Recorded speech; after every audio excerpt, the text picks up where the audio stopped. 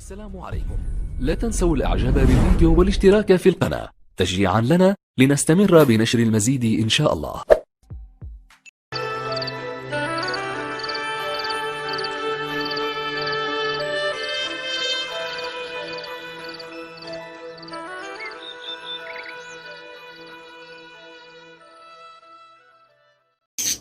السلام عليكم ورحمة الله وبركاته. يا رب دايما تكونوا جميعا بخير وبصحة وبسعادة.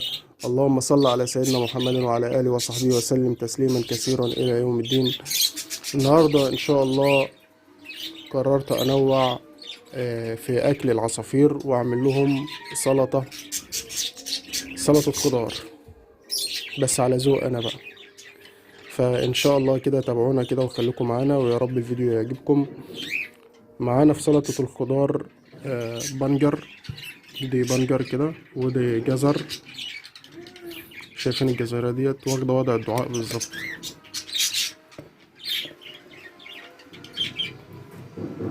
سبحان الله، واخدة وضع الدعاء. ومعانا شطة خضرة، ومعانا الخضرة.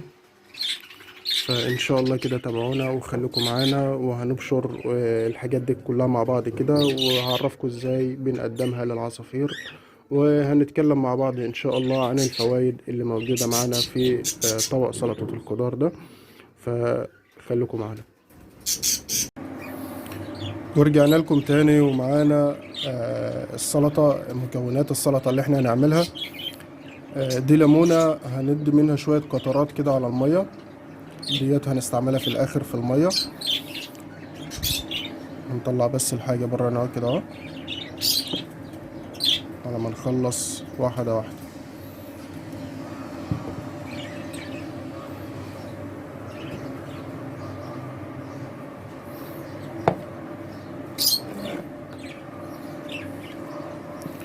ده بنجر يا جماعة، والبنجر ده فوائده جميلة جدا بالنسبة للعصافير. هنبدأ نبشره واحدة واحدة كده.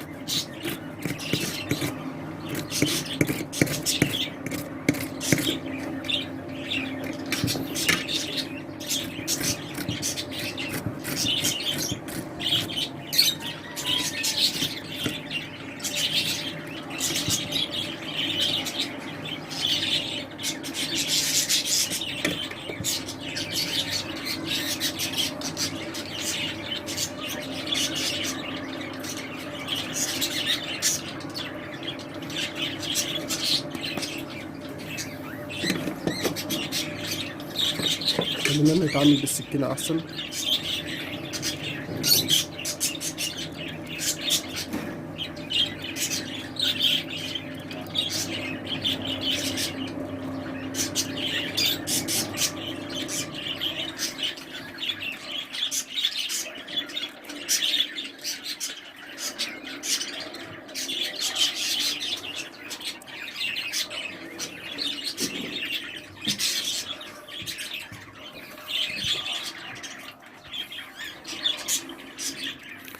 البنجر ده من الحاجات اللي بتقلل التليس عند العصافير، بتحافظ على صحة العصافير، دايما بتبقى صحة جيدة بشكل عام.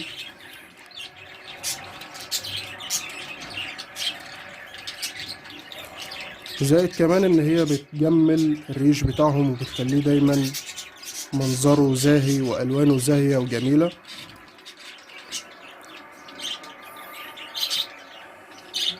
وكمان له فايدة جميلة جدا، ان هو بيمنع مرض الاسهال عند العصافير.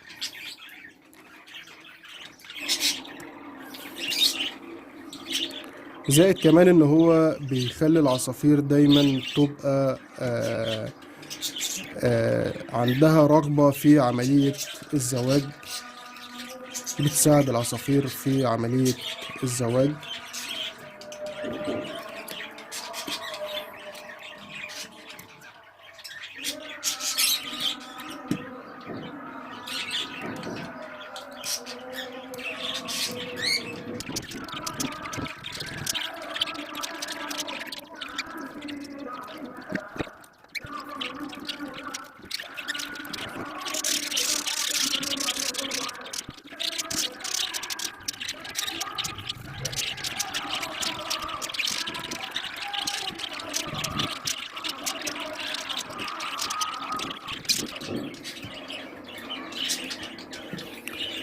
ده بعد ما خلصنا تخريط البنجر.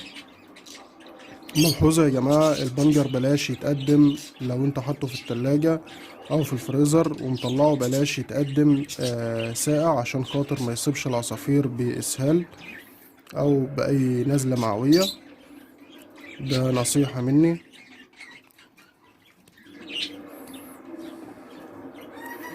طبعا بنقطعه حتت صغيرة جدا عشان خاطر العصفور يقدر ياكلها.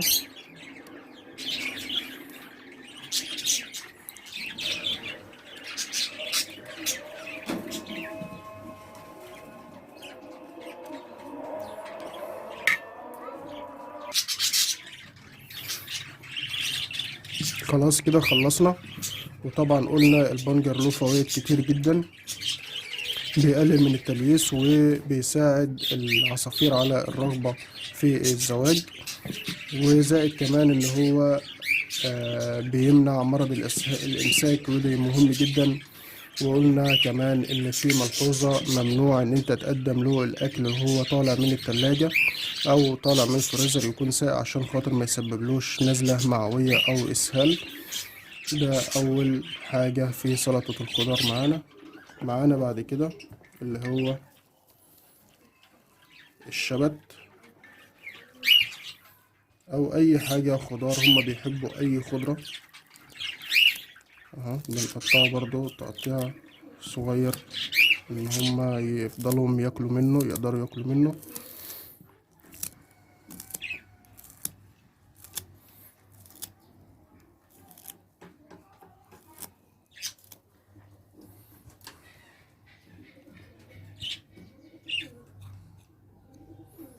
معانا بعد كده الجزر ده طبعا تترمي. هنقطعها حتة بحتة وبعد كده نبشرها.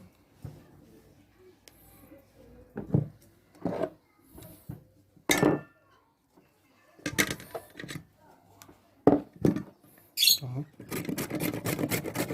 نكون بشرنا برضو الجزر.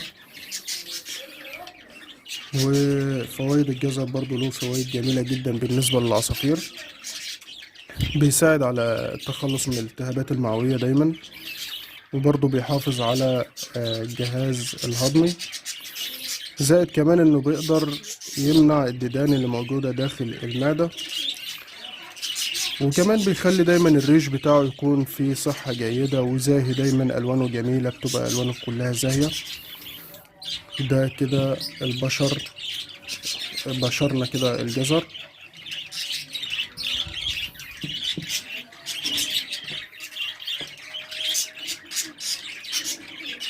ناقص معانا الفلفل، الشطة الخضراء، بس انا مش هعملها.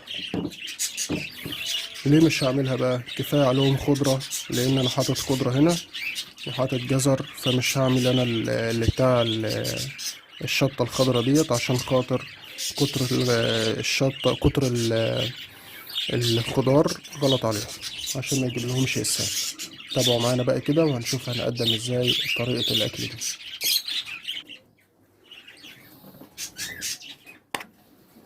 وبعد ما خلصنا تخريط السلطة، هنبدأ نحط في كل علافة شوية.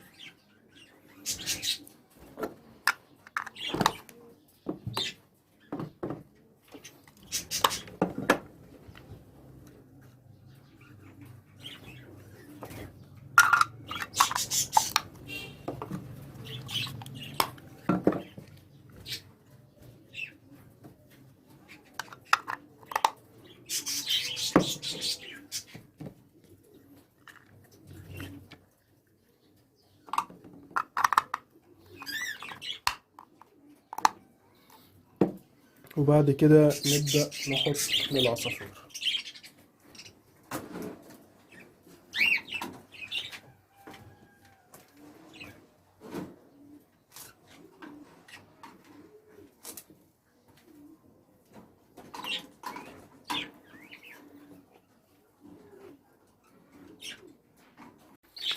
وبكده نكون خلصنا الفيديو، واشوفكم ان شاء الله في فيديو جديد، والسلام عليكم ورحمة الله وبركاته.